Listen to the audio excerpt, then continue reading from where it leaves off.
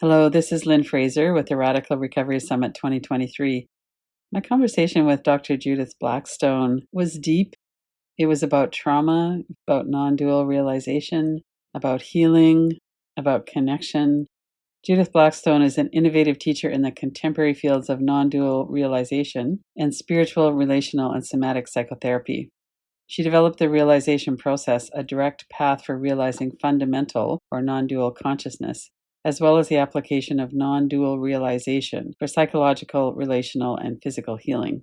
She currently has 6 books in publication and has taught the realization process for over 35 years throughout the United States and Europe. Her newest book is Trauma and the Unbound Body, the Healing Power of Fundamental Consciousness. I am so happy to be here today with Judith Blackstone with the realization process and to have a chance to talk together and really explore some of what it is you do. The summit theme this year is embodied healing, and the work that you do really works with that at such a deep level. So maybe we could get started, Judith, with just kind of you could introduce yourself a little bit and your work, and let's start from there. Sure. Well, I developed the realization process over the last 4 decades, and it is definitely about embodied healing as well as realizing ourselves, kind of what we can call non-dual or spiritual awakening on a very subtle level of ourselves. What it basically is, the realization process, it's a series of practices, very subtle, inward, gentle attunement practices for uncovering in ourselves dimension of consciousness that we can actually experience pervading our whole body so that it feels like we're made of this unified consciousness and at the same time pervading our whole environment. And I call it fundamental consciousness in the realization process. In the traditional spiritual traditions of Buddhism and Hinduism, it has many different names, but many lineages, many teachings refer to this kind of ground of our being, this primary nature that we can uncover in ourselves. And when we experience it pervading our body, it gives us a sense of our internal wholeness, our whole being at once. And that means that we even have all of our functions accessible at once. We can think and feel at the same time. We can experience pleasure and intelligence at the same time. We function as a oneness, as a whole. And that affects every aspect of our being, the way we touch, the way we see, what we see, really affects us completely. So it has a lot of application to psychological healing because it is a deepening of contact with ourselves.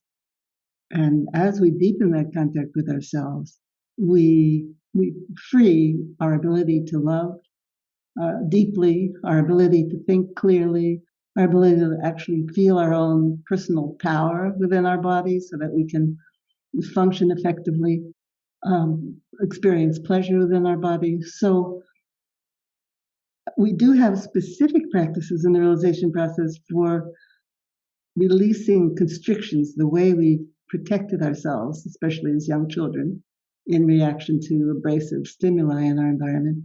But even just the exercises that we do in the realization process for inhabiting the body help us deepen that contact with ourselves. In terms of relationship, it means that we can actually experience very deep contact with another person without losing inward contact with ourselves. So this is our true boundaries. It could really go a long way to helping really any kind of attachment difficulty, because rather than having to close off ourselves to relationship or to give ourselves over, to let go of our inward contact with ourselves in relationship, we can actually have both when we uncover this subtle consciousness. Mm-hmm. There's a big shift, it seems, in the last 10 or 15 years to more somatic body-based work. So you're obviously ahead of the curve on that. And also there's some sense of talk therapy isn't enough. Talk therapy can be very helpful, but this process that you're working with, how much of that is based on, we have a lot of trauma stored in our body. I was interested to see that you talk about going more into the constriction So how do you work with all of that stored energy and contraction in the body? Yeah. Well, it doesn't eliminate the need for talking and understanding. It goes along with dialogue and self-inquiry and self-insight. But yes, as we inhabit the body, we come to places that we actually can't inhabit, that are too constricted, that we don't have contact with ourselves there. And those are places, I mean, the good news is that we're holding those constrictions ourselves. We made those constrictions ourselves. So we can find our way to letting go of them. But I think that talk therapy just by itself often doesn't get to those very deep holding patterns. So, for example, if we've had a loss or a rejection from someone important in our lives, like a parent early in life, and we've shut down some of our emotional capacity as a way of not being overwhelmed. I mean, all of these constrictions are meant to keep us intact, right? Not to keep us from shattering. So we may have closed down our emotional responsiveness so as not to have been overwhelmed, for example, by that loss or that abandonment. Right? And then we actually feel some constraint in our ability to respond emotionally as we grow up, because in those constrictions, probably through the medium of the fascia, those tissues glue together and they harden. They simply become the shape of who we are. So we feel like, well, maybe I'm not a very emotional person or something of that sort. When in fact, we all have the ability to be emotionally responsive. But we need to sometimes actually directly go right into those constrictions in order to release them. And then we find, oh, I'm actually a very loving person. I was just holding myself back so as not to feel pain. Mm-hmm. So you have some experience quite a few years ago now with pain in your body and your back. Do you want to talk a little bit about that and how that impacted or how that kind of worked in terms of developing the way that you worked with it personally and the way that, it impacts the work that you do with others? What was that like for you? Well, that's how the work began, and how it was like for me was, of course, it was devastating. Mhm. uh, I had been a professional dancer from a very early age, from my ninth year, and then in my 20s, I had a back injury. Actually, wasn't so much an injury as a coming forward of a imbalance in my body that I'd always had, and it just went it, it deepened. It got worse, and finally I had to have surgery, and they did a bone graft so that I was really immovable in that place after having been extremely movable all my life. So so I felt really dedicated to resolving that. And the first thing I did, of course, was go to every healer in the vicinity. Of course, this was 40 years ago or more, 40, 50 years ago. There were still healers around. There were Alexander technicians and various people, and I went to them. And they weren't able to get deep enough to remove the fusion or to help that imbalance in the body that was causing me pain. They actually fused me off center, whereas even though I had the structural imbalance in my body, I had been centered, but they fused me in the worsened position. So I was really almost non-functional. So I began to attune to myself on a very subtle level. And that's how the work began. I actually had people coming for dance classes to my loft where I lived in downtown New York City. I had people coming for dance classes. And so instead of being able to teach them dance, which is what they had shown up for, I started to teach them these very subtle attunements. And that was very good in a way, because that meant that this work that I'm teaching now, many years later, didn't develop just according to my own difficulties, but I got to relate these subtle attunements to various difficulties that people brought to the class. So that was the origin of the realization process. I also realized in working on myself that it wasn't just a physical difficulty, that in going down through all those layers and in doing that subtle inward attunement, I realized that some of the holding patterns from way back were emotionally tethered and had to be resolved. So it became a many layered kind of healing. So you were a professional dancer. When did you get involved with meditation? Was it around that time or later? Or Well, it was certainly one of the things that I tried in my mid-20s, along with Tai Chi and many different things. And, they all contributed. They were all helpful. I think it was about maybe 8 years after the initial injury that I began to seriously consider meditation. And around that time, 1974, the Tibetan Buddhists were beginning to arrive. Trungpa Rinpoche came and he brought the Karmapa. And so meditation became really readily available. Suddenly it was everywhere. It was very easily accessible. And then I realized that track I had been on and that subtle attunement had really been explored for thousands of years. Ah, great.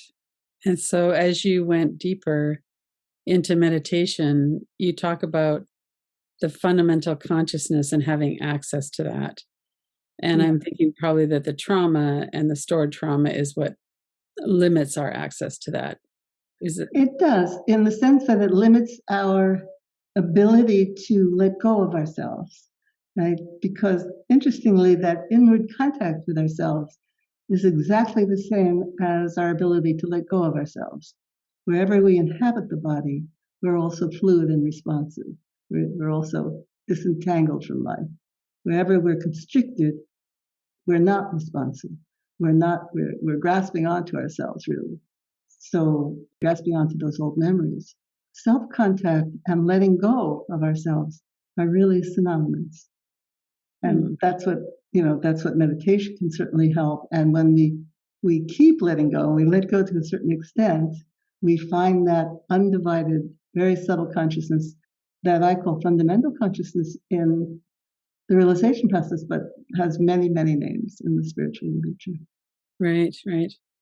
What was the timing of becoming a therapist during those years? Oh, well, I did my first training in the very late 70s, maybe around 1979, somewhere in there. I had first been an Alexander teacher. I trained as an Alexander teacher. So I was still teaching my version of dance, what teaching dance had become, and I was doing body work. I noticed that people would come, 2 weeks later with the same problems where they helped them with, and I began to realize that it was really psychological issues that were holding many of the tensions. Not all of them, of course, but many. And so then I became very interested in that type of healing, and I began to train as a therapist. And then when you were working with people as a therapist, did you do this somatic work as well? With some. I mean, I had many clients who didn't have any idea that I was doing, even though I began to write books and so forth. Many people came just for talk therapy. But more and more, I began to really combine them, the somatic work with the. I remember actually the first time I did this release technique with someone, I had been working that way on myself, but I thought it would be too hard to explain to somebody else. This very subtle release technique that I do in the realization process. But one day I had this extremely sensitive client, and I just thought, I'll try it out. I'll try it out.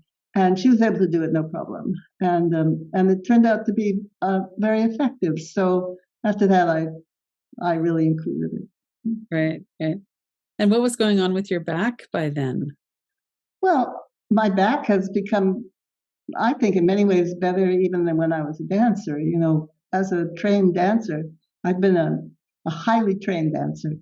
And in that kind of training, you really become quite objectified. At least I did. You're looking in the mirror and you're sculpting this muscular body, and it became like something I was wearing rather than something that I not only inhabited but experienced as my being. Interesting. So there was a lot to unlearn in that process, and in unlearning that, I think I became more whole than I'd ever been. And really inhabiting the body as a core. I'd never had that I mean, maybe, many young people don't have that, but I certainly had never had that kind of depth of contact with myself. Mm-hmm. So, what do you think about all the nervous system work that's happening right now in the therapeutic world? It all works, and I think it's all extremely helpful. I don't work, specifically on the nervous system because I find it more helpful to work with the fascia, Mm-hmm. holding patterns throughout our whole body. And I'm also not working just with severe trauma. A lot of the nervous system work came about originally, I think, from working with severe trauma, automobile accidents or rape or something really, really severe. Whereas I'm working with the way we have all simply organized ourselves in relation to our childhood environment. Now they certainly dovetail, and now we know the nervous system works on helping people relate more fluidly with each other, more deeply with each other, and so forth. So there's absolutely no conflict between them. The more you inhabit the body and loosen the fascia, the more the nervous system also relaxes. And I'm sure vice versa as well. It's just that that's not where my focus is. Right. So one of the things you talk about is kind of a feeling of deadness in part of the body, and that's actually a sign that there's probably some kind of sensation that's under the deadness. That's right. Sometimes people will talk, they'll say, "Oh, I don't feel any tension, but I do feel numb," Right. And if we feel numb, that means we just have to focus even a little bit more deeply to get to the tension itself, the rigidity underneath that numbness. What could they expect? Like, what are some of the steps that you would take people through? And I know that we can't kind of give people a therapeutic session in an interview, but just to give people a taste of. There's a couple of main practices that really need to be done before the release work. So even if someone comes to a realization process practitioner just to work with trauma, just to heal from trauma, and they're not interested, for example, in the non-dual awakening part of it or anything of that sort, they still need to do the two main practices, which is attuning to fundamental consciousness, because that we start with that inhabiting the body, right? And then attuning to fundamental consciousness pervading the body and environment. And that is actually the basis not only of non-duality, but also the basis of the way we do psychological healing.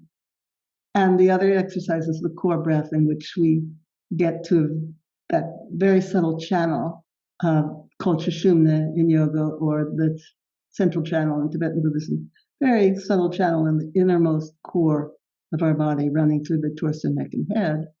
And that's an entranceway into fundamental consciousness. And it's also our deepest perspective on both our internal and our external experience. So it's important both for the spiritual awakening and for that deepened contact with our own being. So those two practices would be done first. And then at the same time talking, and just like in any therapeutic situation, making sure it's a good fit between the client and the therapist, getting to know the whole history of the client, how they felt towards their parents, how that whole childhood milieu was for them, and also their adolescent relationships and so forth. So getting a whole, little by little, a whole sense of the person's history, just as in talk therapy, so that then when they go to do the release work, there's a context for the release. Right. So how would that core breath work differ from kind of diaphragmatic breathing and some of the breathing what we might learn in yoga or something? Can you walk us through that? Sure. That'd be great. Okay. You know where your heart chakra is, the center of your chest, but deep in the core of your body. And just by being in that innermost core of your chest, you may be able to feel that it enters you into your wholeness. Now, ordinarily, we'd have done the whole inhabiting the body, so you'd already have been there. Right?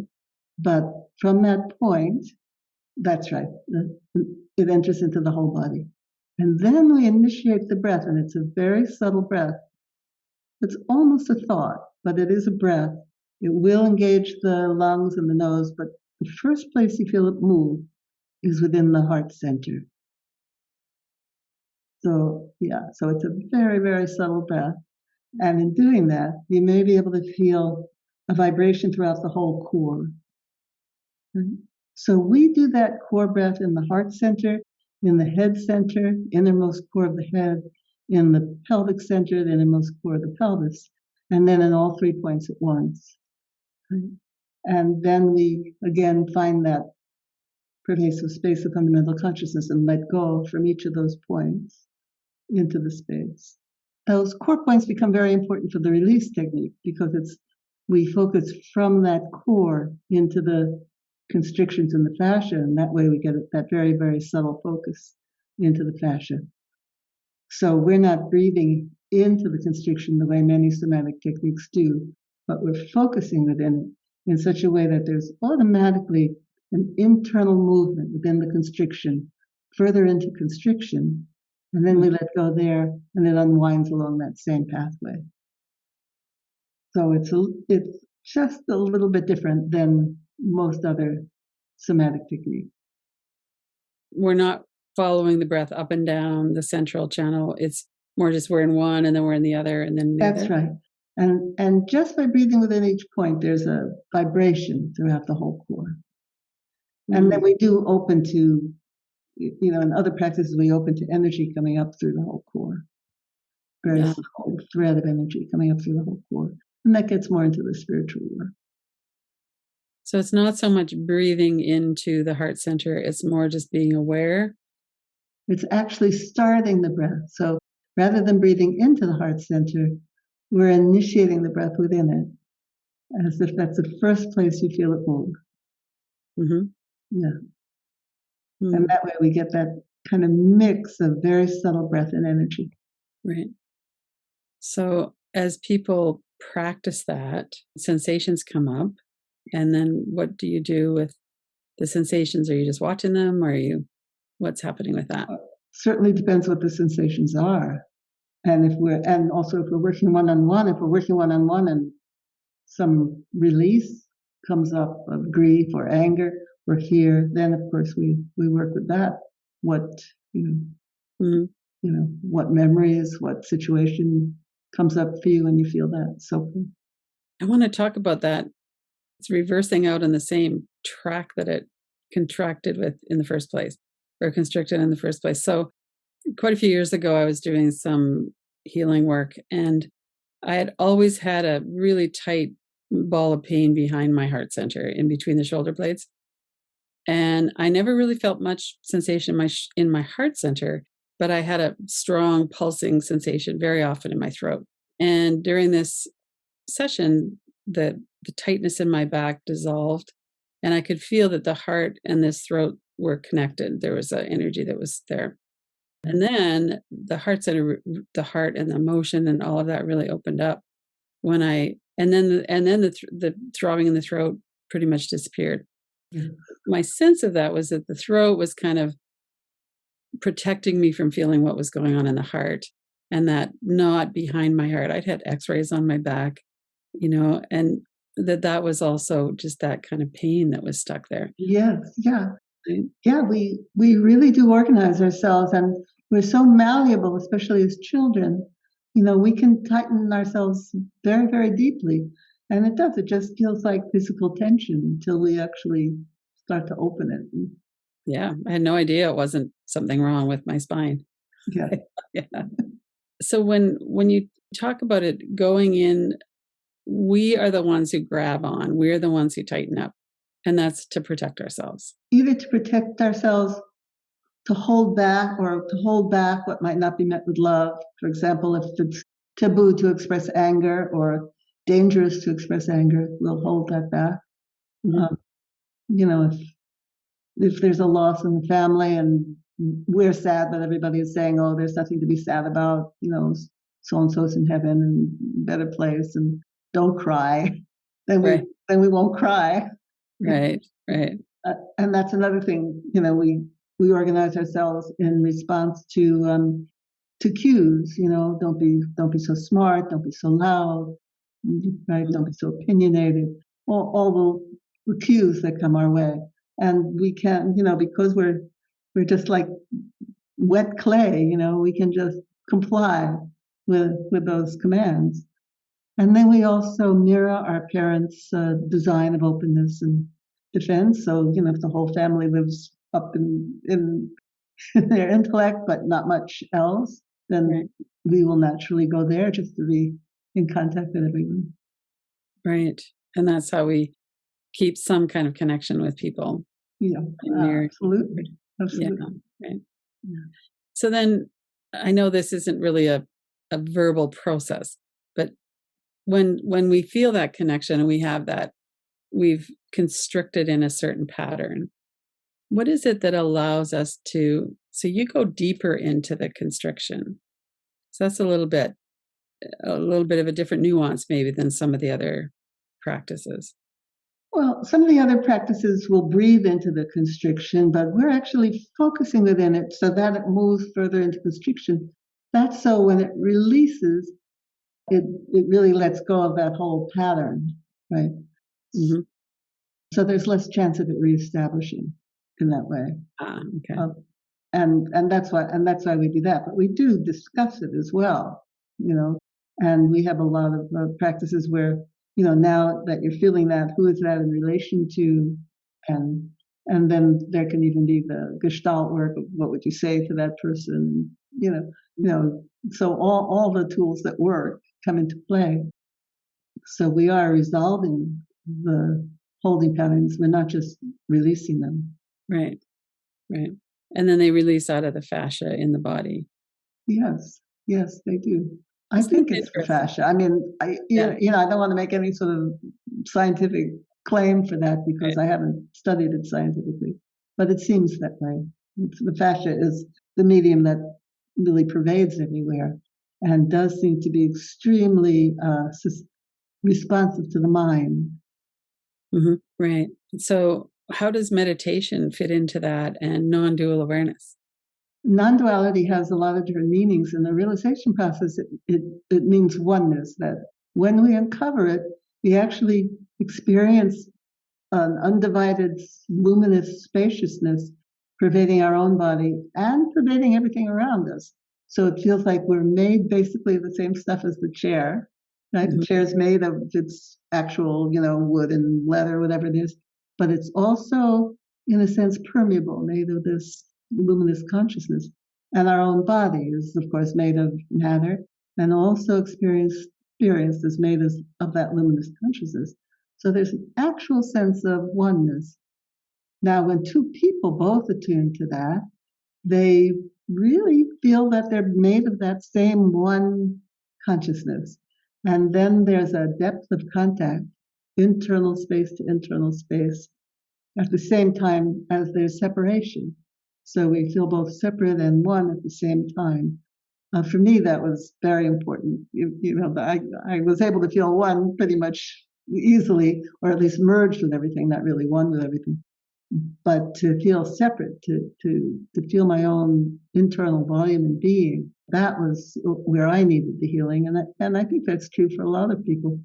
So both the oneness and the separateness occur, and there's also a resonance, love to love, and power to power, and intelligence to intelligence, right? Because we actually uncover these qualities that just seem to be there, that we're not creating, that we're uncovering. So in that sense, they seem to be innate. They seem to be inherent within us, those qualities of being. So the non-duality is that sense of oneness between our own being and our environment. And then it gets more complicated when we bring other people into it. It gets more enjoyable because then there's a mutual, right? Because if I feel one with the death isn't enjoying it very much at all. I'm guessing. Yeah. I feel one with the death. It's lovely, especially when I've sat in it for years. But that's not a mutual experience. But when two people both attune to fundamental consciousness, then there's that actual sense that, oh, we really are one, there's that mutual, and it feels like contact. As we recognize contact, we recognize eye contact, we recognize contact and touch, and this is an internal being to being contact that we can feel. Mm-hmm. So we talk about, Stephen Porges talks about neuroception as being an unconscious process.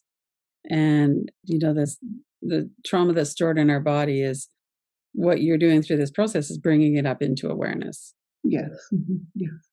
So when we're doing this process, what is it that helps people or enables people to really get the oneness piece? I think a lot of people are frustrated by that. It's like, well, I don't know how to do that, or is this experience I'm having, is this oneness? Is it not? Well, we have two main exercises for doing it. The first one is that we inhabit the whole body, then we find the space outside our body, then we feel that the space inside and outside is the same space, Mm-hmm. and then we feel that the space that pervades our body pervades everything else. Now, it can take a little practice, but just for you now, if you feel that you're in your chest for a moment, and then you find the space within your chest and in front of your chest, without leaving your chest, you begin to feel that permeability. So it's that permeability that we can feel everywhere. When people are really interested in that non-dual realization, then we can sit with an object, a plant, a glass, and just sit there and attune to the space pervading our own body and the glass until we feel that same permeability that you may have just felt inside and outside of your chest, Mm-hmm. even with a material object. So that's the main practice for it. It does take some practice, but we're attuning to it. The realization itself is a natural arising. It's an unconstructed, unimagined state. But in that attuning to it, we open the ground for that to arise. And so then after a while of practicing that exercise and the core breath exercise, we just find ourselves there. After a while, it has that self-arising quality, that everything is permeable. It's lovely to feel outside, to feel space pervading our own body and pervading the trees, pervading the sky. So it's a whole series of practices for attuning to that oneness. The subtle core of the body, Sushumna, or the central channel, is an entranceway. It's a disentangled part of ourselves. So when we really contact it and we augment our realization of that core by breathing within it, then we find that it becomes easier to let go into that pervasive space. So again, I'm just, these are just words, but the practices themselves open the experiences. Could you walk us through a little bit of a practice around attuning to the space in the heart center and then attuning to an object outside of the body? Sure. But we're skipping a lot of steps. So, okay. So be patient with that. Right? But right. Take a moment to inhabit your chest. Mm-hmm. And attune a little bit to the love, the tenderness in your chest. Bring your breath down into your chest, and that helps with the opening. Let the breath move through that bit of tenderness there. And now staying in your chest without moving at all from in there. Find the space in front of you as well. Right? It took about 2 beats, right? Mm-hmm. And then you got there, and that's right. So we do that. We inhabit the whole body bit by bit, the feet, the ankles, the legs, and so forth. And throughout the whole torso, we attune to those qualities that we can uncover there. And then we take a moment to inhabit the whole body. Mm-hmm. Then we find the space outside the body. Mm-hmm. So just what we did with the chest, but we do it with the whole body. The whole body. The space inside and outside. And then you can see this beautiful, plant behind you. You can feel that the space that pervades you pervades that. Mm-hmm. Yeah. Right. So then, so much of the time, people are uncomfortable being in the space of our body because of the trauma that's stored there or the the numbness or the blankness, or sometimes there's, swirling energy, or it just feels like this is not a good place to be. Sure, it can be uncomfortable, especially if there's been a lot of trauma, and then we just go slowly, right? We start with a place in the body that does feel comfortable if there is one. Mm-hmm. So sometimes people, well, I'm okay in my hands, right? Or I'm okay in my knees. And we just stay there and we dwell there until we can really inhabit that, till they can really inhabit that part of themselves. Yeah. And then we little by little go through the whole body. And when we get to a place that feels uncomfortable, we can dwell there and work with what is the discomfort about, right? What do you feel? I mean, do you feel angry when you're there? Do you feel afraid? If you feel afraid, let yourself feel that for just as much as you can tolerate it. What are you afraid of? Mm-hmm. What is the memory? Right. So it can be quite a slow, gradual process. Right. And so this is something that I know you recommend, that if there's a lot of trauma, that you would work with somebody, that it wouldn't be necessarily the best thing to do to just do on their own. I wouldn't recommend it if people they know they have a lot of trauma, but they don't really know what it was. Oh, okay. Mm-hmm. If they know what it was, if they know their trauma history, so there's not going to be any huge surprises, But in general, no, it's better to do it with someone. I think any psychological work is better to do with someone, right? Mm-hmm. There's another human being there, and we both agree that that's human. That's within our human experience. Right? Yeah, yeah. There's a sense of safety, and someone's going to be there if I get kind of too intense or something. Yeah, that's right. Yeah, yeah. So this is just so interesting to look at, especially the connection between spiritual awakening, basically, or non-duality, and then the trauma that's stored in our body. So this is not a spiritual bypassing at all. This is the opposite of that. That's right. This is the opposite of that.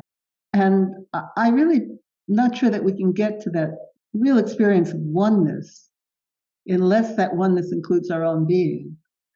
Mm-hmm. And I don't know if it can include our own being until we've resolved at least some. We don't have to resolve all of it, but at least some of it.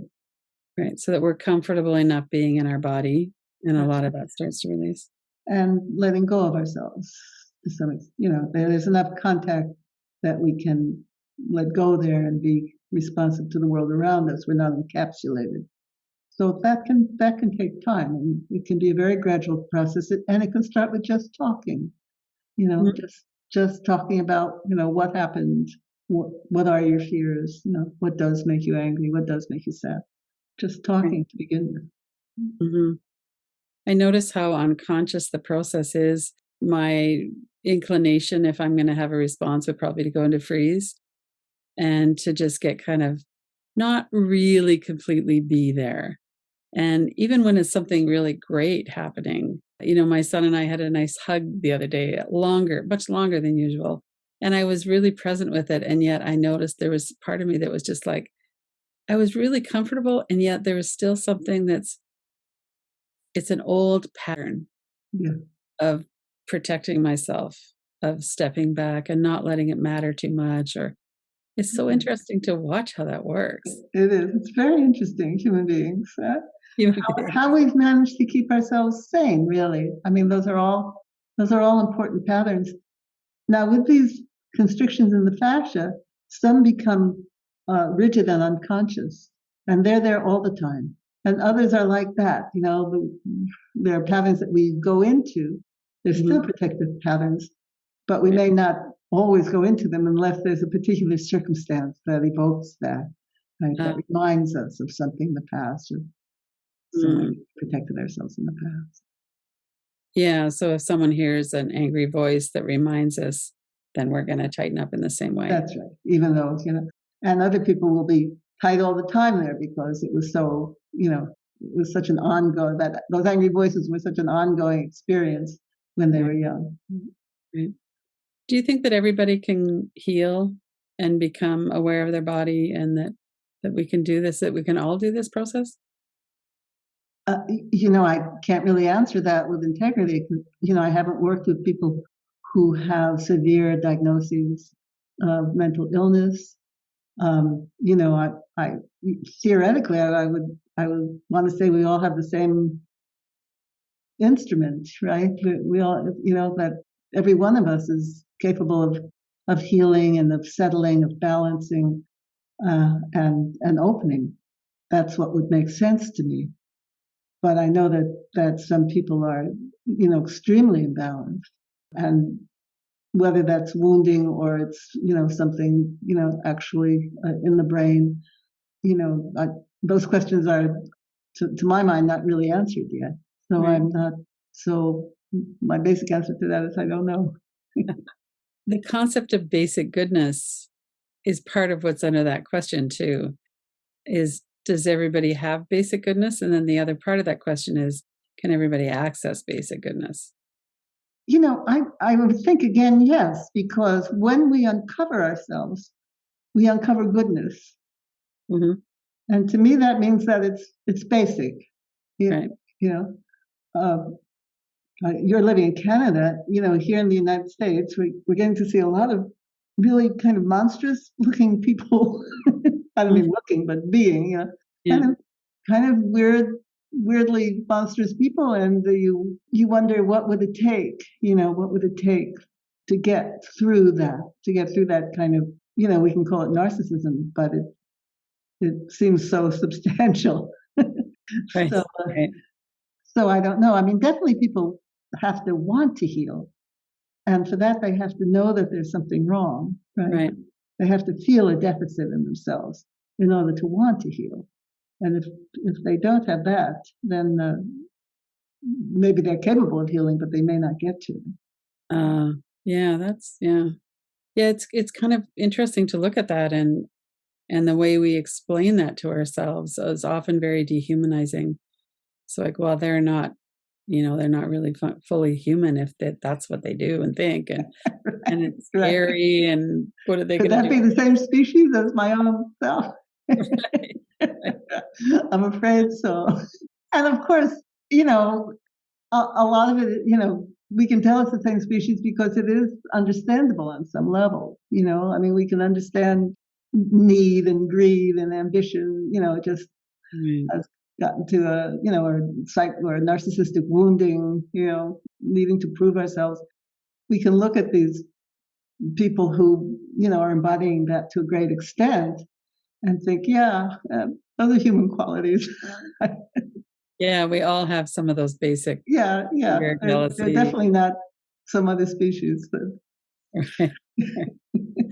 I learned a lot from my nephew who had brain injury from birth and pretty severe mental illness. And he was very, very much a different person when he was on certain kinds of medication.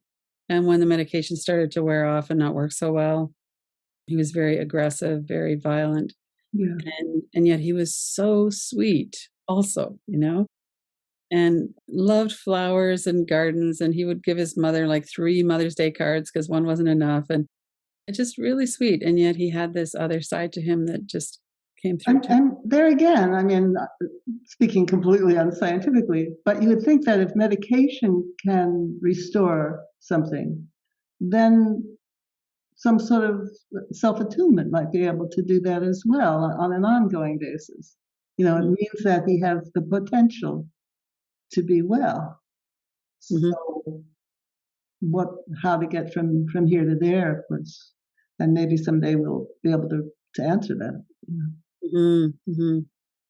Yeah, it's really interesting to see even in ourselves, because a lot of the patterns he had were more extreme and they were similar to ones that I would have. I don't get my own way, I get mad. He doesn't get his own way, he explodes. But it's the same. Right. Yeah. That's how we can tell that these very alarming people that we're seeing, in the political scene are human. So switching from that to love and people who we want to connect with, how do we work with that? If we have this, we're holding back, we don't have a lot of trust in other people because they've hurt us. How do people work with that? Well, the understanding, but along with the holding patterns, like when you were just talking about that, you tightened in the middle of your sternum. And so we would explore that, let yourself actually feel that movement and then release it and feel it and release it. And and then inhabit the whole area, even the whole bone, and so forth. But that in itself, I think, would not be enough. You would have to also talk about those people who betrayed you as a child, right? The origins of the distrust. So both those things. I think one of the things that's the hardest for me is to really admit that things are the way they are. And, people can be very callous. And a lot of us, are objectified. We live in a patriarchal system, a rape culture. It's really tough. And we live with racism and white supremacy. And we have all of these conditionings and entitlement and callousness. And also we live with the beauty of life and other people and nature. And yeah. I noticed one of the things you said in your latest book was about attuning in nature, that nature has been a really important teacher and healer for you. Yes, yeah, it certainly has been for me. And I live surrounded by, deer who are, constantly, they're so relaxed and they're eating and, it's very settling. But yeah, we just have to make our own lives the way we want them, and and help whoever is, asking for help. Right, right. And maybe not so much the people who aren't asking for help. That's right. Yes, we have to just, part of the space. Right, right. So what is it that you're doing now? I noticed you're retired from private practice. Are you mostly writing and teaching? Is that? Yeah, I have a new book coming out in the fall, next fall, and from Sounds True, and I'm teaching a lot of teacher trainings. I like to do that very much, teaching people how to teach this work. And I'm doing workshops, realization process workshops. Yeah, I've retired from private practice, but not from anything Not else. from this. Right. And are you out in physical contact again, or is it mostly online? Well, we've had a couple of in-person workshops, recently. I have a lovely space on my land here, just waiting for the moment. And finally, we did have a group meeting there, and that was it was so exciting to be in person with people again. It was really quite lovely. I mean, we didn't touch each other, but it was really fun. Well, and so would some of those people be people that you had known before COVID? And then Yes. kind of returning. It was a training. So in order to do a teacher training, they have to have had some experience in the workshops and so forth. Either not necessarily with me or with one of the realization process teachers. Right. So you have quite a community worldwide. So if people want to do this, would they reach that all through your website? Yeah, it's all listed on my website. Both my offerings and the main realization process teachers are all listed on the realizationprocess.org website. Okay. And you've got books and audio programs and all kinds of ways that people can connect. Yeah. There's a lot of different ways there. On the website, there are also interviews and papers that I've written and stuff that they can download for free if they want to know some more information about the work. Mm-hmm. Yeah, I downloaded quite a few of them and just and got your latest book as well. And it's really interesting to look at how, we're all basically doing the same work of healing the trauma that's caused us to tighten up and constrict. Yeah, I think it's a wonderful time in that way. People always ask me, do I feel like the world is getting more conscious? And it's hard to answer that sometimes, but certainly in some ways, I mean, with all this trauma work, I think that's a wonderful sign that, we are getting to know that we don't have to live with that trauma. We don't have to carry it around with us. That's an amazing thing that's happening. It is. That's true. Yeah. And do you do much talking kind of in the non-dual world, or is it more the therapy, or is it all just that, that connection of both? I actually do several things. I mean, the teacher trainings, one works specifically with the non-duality, the meditation training. I mean, the main practices are taught in all the trainings, but there's specific practices for the meditation, for the embodiment and movement. We just did a movement workshop where I'm teaching dance again, but from this embodied place, this non-objectified place. and then the healing ground, and then the empathic ground, which is the relational work. So there's several different facets to it. I've kind of put myself in the little niche of the embodied non-duality teachers. I think that's probably where I fit best. But I'm also quite involved in the body psychotherapy world. Mhm. Right. Well, thank you so much. This has been really fascinating to talk with you and explore the realization process a bit more and have a couple of little example practices that we can do. I really appreciate your work. And Thank you so much. Thank you so much. Thank you for watching the Radical Recovery Summit 2023. To watch more of the interviews and the clips and to share with your friends, please go to radicalrecoverysummit.com.